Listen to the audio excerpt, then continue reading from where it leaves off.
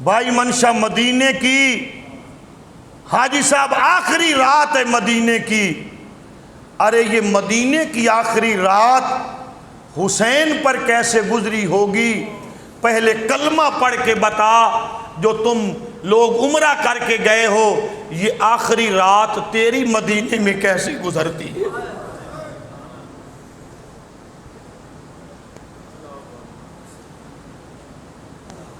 جو تمہاری مدینے میں کیسی گزرتی ہے، اللہ لے جائے تمہیں مدینے میں.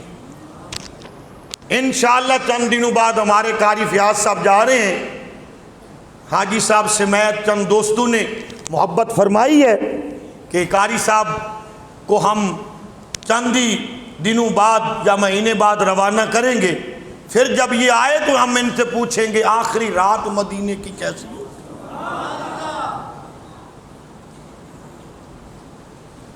اور یہ ان کی آخری رات. مجھے ٹائم دیجئے، محرم میں 10 منٹ اوپر ہو جایا کریں گے. آخری رات مدینے کی. تمہاری آخری رات کیسے ہوتی ہے، پھر حسین کی آخری رات کیسے ہو؟ پھر حسین کی آخری رات کیسی ہوگی؟ جبکہ تم مدینے جاتے ہو، جبکہ تم مدینے جاتے ہو نا، تو کتنے دن رہتے ہو؟ 8 دن یا 10 دن، اتنے ہی رہتے ہو نا. تم 8 دن رہتے ہو، 10 دن رہتے ہو مدینے کے اندر. اللہ کی عزت و جلال کی قسم نہ تم اور میں مدینے کے اندر پیدا ہوئے. حسین تو وہ ہے جن کی ولادت بھی مدینے کے اندر ہوئی ہے. تم اور میں مدینے کے اندر جاتے ہو، نہ ہمارے ددیال والے مدینے کے اندر، نہ ننیال والے مدینے کے اندر، نہ کوئی دوستو یار مدینے کے اندر. حسین تو وہ ہے جو پیدا بھی مدینے میں ہوا، چلا بھی مدینے میں، کھیلا بھی مدینے میں. یہ وہی مدینہ ہے، وہی مسجد نبوی ہے جس مسجد نبوی میں کبھی حسین اپنے نانا کے کندھوں پہ بیٹھ جاتا تھا، تو کبھی جمعے کے وقت، جمعے کے دن نانا اپنے جمعے کا خطبہ چھوڑ کے حسین کو پکڑ کے جھولی میں بٹھا لیتے تھے.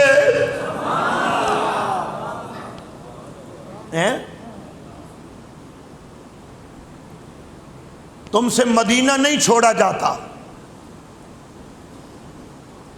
کوئی جتنا بھی گنہگار ہو، جتنی بھی اس کو گھر میں آنے کی تانگ ہو نا، جب پتہ چل جائے آج روانگی ہے مدینے سے، خدا کی قسم اس کی چیخیں نکلتی.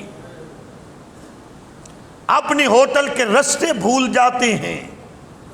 10 دن جس رستے پر چلا ہوتا ہے وہ رستہ بھی یاد نہیں رہتا میں نے کدھر جانا ہے. توجہ ہے نا؟ وہ رستہ ہی یاد نہیں رہتا میں نے کدھر جانا ہے، میں نے کدھر جانا. ہاتھ جوڑتا ہے، آقا ایک رات تے رکھ لو، آقا ایک رات تے رکھ لو. کیا حسین ابن علی نے یہ نہیں کہا ہوگا؟ وہ جو ہے نا، آقا ایک دن تو رکھ لو. پھر ہاتھ جوڑتا ہے گنبد خضرا کی طرف ہاتھ کر کے کہتا ہے آقا اب تو نصیب لے جا رہا ہے، امید کرتا ہوں واپس پھر سال بعد آ جاؤں گا.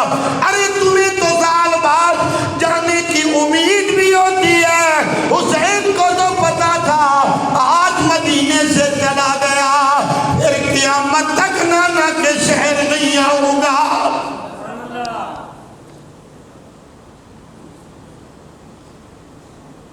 پھر قیامت تک نانا کے شہر نہیں آؤں.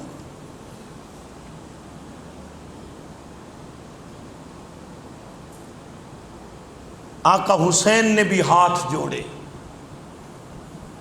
اپنے نانا کے حضور. آقا حسین نے بھی ہاتھ جوڑے اپنے نانا کے حضور. ہاتھ جوڑ امام نے عرض کی تھی تیرا پیارا حسین ذیشان چلیا۔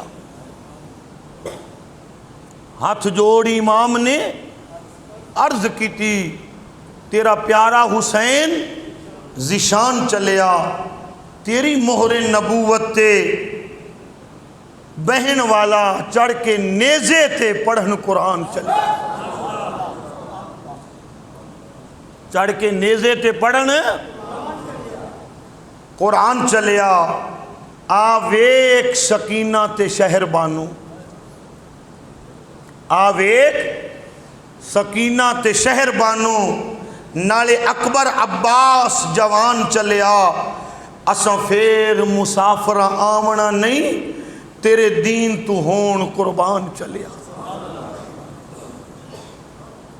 یہ کیفیت تھی اپنے نانا کے دربارے نبوت میں جب حاضری دی تو رو رہے تھے، اچانک نیند آ گئی، خواب میں دیکھا نانا نے جھولی پھیلائی ہوئی ہے، حسین ابن علی کا ماتھا چوم رہے ہیں اور فرما رہے ہیں حسین پہلے تو تمہیں ہم نے زبان سے حوض کوثر پلایا، اب جلدی آ جاؤ، تیرا نانا انتظار کر رہا ہے جام ہاتھوں کے اندر۔ اب میرے آقا حسین جو خواب سے بیدار ہوئے نا، کہا چلو اب ہمیں مدینے نہیں رہنا، اب ہمیں مدینے نہیں رہنا۔ پھر کس کیفیت میں اپنی ماں کے دربار میں پیش ہوئے، ماں کی قبر پر، ماں کی قبر کو جپھی میں لے کر پاؤں کی طرف سے چومتے ہیں، کہتے ہیں اماں ایک دن تو نے کہا تھا حسین اپنے نانا میرے بابا کے پیار یاد ہے، اماں آج تیرے بابا اور اپنے نانا کے ہر پیار کا بدلہ دینے کے لیے کربلا جا رہا ہوں۔ اور پھر میرے آقا حسین مدینہ سے مکہ کی طرف، پھر مکہ سے کربلا کی طرف، اگلے جمعے اسی طرح وقفے سے کچھ عرض کرتے رہیں گے۔ اللہ ہمیں حق بیان کر